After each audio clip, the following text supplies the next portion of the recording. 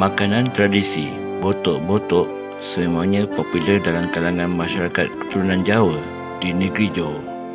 Makanan yang berasaskan ikan itu dibungkus dalam daun pisang dan dikukus menggunakan sekurang-kurangnya 7 jenis daun ulam serta rempah yang dikisar dari pelbagai jenis bahan masakan.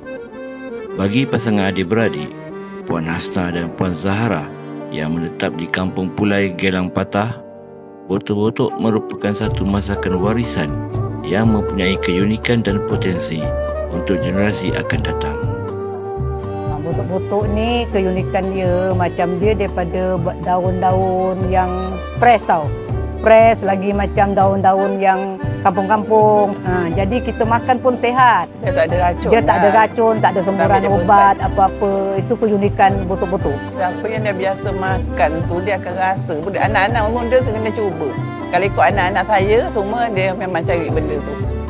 Lagi Mak Lang dengan Mak Long ni nak masak botok-botok ikan. Ini bahan-bahan yang kita perlukan ni. Cili kering, rempah kari, kerisik, bawang merah, bawang putih, halia, lengkuas, serai untuk di blender untuk buat paste. Antara daun-daun kita perlukan daun kunyit. Ni daun kunyit. Pucuk paku ni kalau nak boleh, tak ada pun tak apa. Pucuk ubi penting, bahan yang asas. Ni daun selasih. Pucuk buah buas. Ni daun kesum.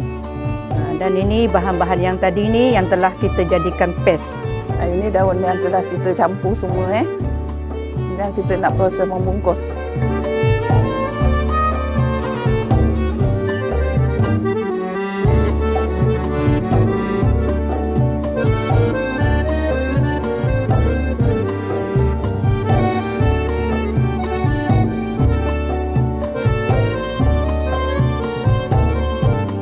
Dia yang susah sikit tu, pertama mencari daun, keduanya menggoreng serunding.